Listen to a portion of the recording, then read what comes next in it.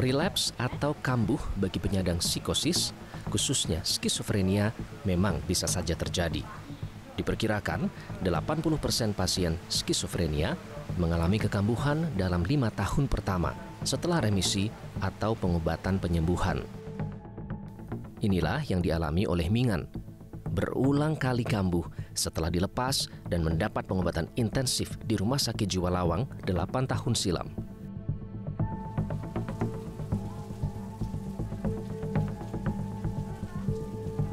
Kekambuhan bisa dipicu oleh faktor lalainya pengobatan, efek psikologis, maupun kurangnya penerimaan serta keterlibatan keluarga dan lingkungan.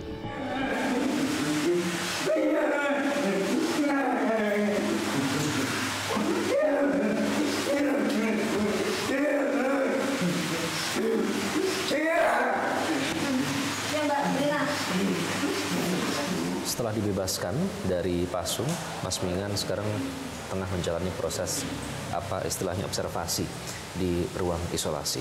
Tadinya ini mau dibawa ke RSUD Trenggalek atau Puskesmas Kalianyar karena kedua tempat itulah yang sebenarnya punya fasilitas untuk perawatan mereka ODGJ. Namun karena keduanya penuh sehingga akhirnya dibawa ke Puskesmas Dongo ini. Setelah dibawa, nanti akan menjalani observasi di ruang isolasi ini, namun belum ditentukan sampai kapan akan menjalani masa observasi ini.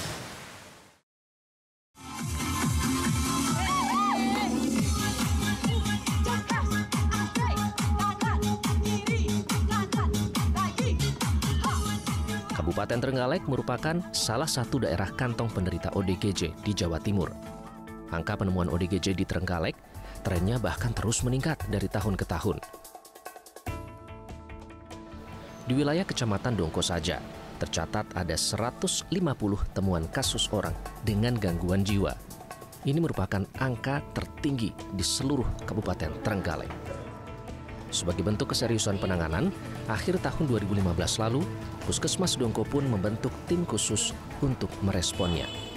Selain didata dan mendapat pelayanan perawatan, ODGJ di wilayah Puskesmas Dongko ini terus dipantau. Bisa dibilang, tim Puskesmas Dongko ini memilih cara-cara yang tidak biasa untuk merawat dan mengobati para penderita ODGJ. Beranggotakan 10 orang anak muda, tim ini rajin mengunggah kegiatannya ke media sosial. Tujuannya tidak lain untuk memberikan pemahaman tentang gangguan kejiwaan bagi awam. Para penyandang gangguan kejiwaan aktif dilibatkan dalam beragam kegiatan, di antaranya melalui kegiatan posyandu yang diadakan sebulan sekali. Di kesempatan inilah penyandang kesehatan jiwa berbaur satu dengan lainnya. Mereka dibiasakan untuk saling berinteraksi, bergaul dengan orang-orang di luar lingkungan rumah tinggalnya. Puskesmas Dongko pada tahun 2016 itu kita baru ada satu melepaskan pasung, kemudian selanjutnya di Puskesmas Dongko ini dari tahun ke tahun kita evaluasi bahwa bagaimana, kenapa ini kok bisa cuma sedikit sementara kita di informasi di masyarakat itu banyak. Nah, akhirnya kita membentuklah sebuah tim yang ada di Puskesmas Dongko yang kita namakan tim untuk penanggulangan jiwa ini, dan dikomandoin langsung oleh saudari Liana Anes itu yang selaku pemegang program. Pada waktu nyata dari hasil kinerja tim itu seluruh masyarakat bahkan yang ada di luar kecamatan, bahkan ada di luar daerah, banyak yang akhirnya berobat di sini. Seolah beda, sebenarnya sama, obatnya sama, semuanya sama. Cuma cara pendekatannya kita yang berbeda, itu saja. Tim ODGJ juga aktif mengunjungi pasien-pasien gangguan jiwa hingga di pelosok. Insight berkesempatan mengikuti kegiatan kunjungan ke rumah pasien ODGJ selama beberapa hari.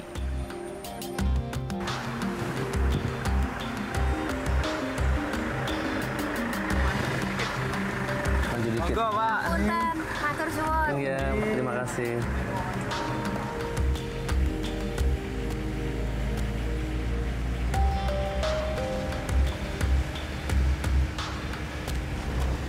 Saya dari ikut tim mulai tahun 2018.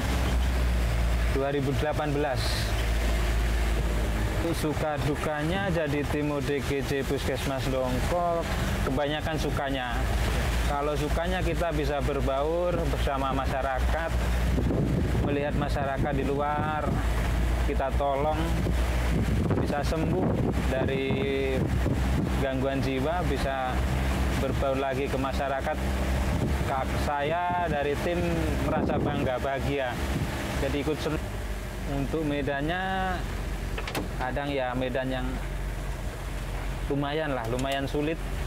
Apalagi kalau malam pernah ke Medan ke Siki Ngandong.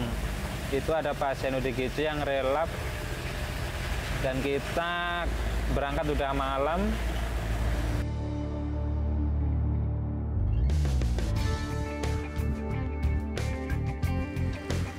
Kami mendatangi Misri, salah satu pasien yang ditemukan tim ODGJ pada tahun 2012 silam. Misri pernah mengalami pemasungan selama 7 tahun. Ia ditempatkan di sebuah gubuk kecil di belakang rumah, terpisah dengan keluarga. Ini Mbak Misri, beliau adalah korban pasung selama 7 tahun. Jadi model pasungnya dulu itu disendirikan jadi satu dengan kandang ayam selama 7 tahun. Karena beliaunya tidak bisa jalan, akhirnya kita lakukan perawatan sampai dengan sekarang sudah bisa jalan lagi. Jadi beliaunya dulu ini dirantai. Bisa jalan ya Bu ya? Mungkin namun ukur-ukur. Tapi sudah bisa jalan kan? Gocek-gocekan. Oh jadi harus pegangan, bisa tapi pegangan. Tapi kan nggak cuma butuh obat aja. Harusnya ketika sudah perawatan kayak gini keluarga juga mendukung, ada selalu. Cuman karena posisinya masih sering relaks, keluarganya nggak mau nemenin.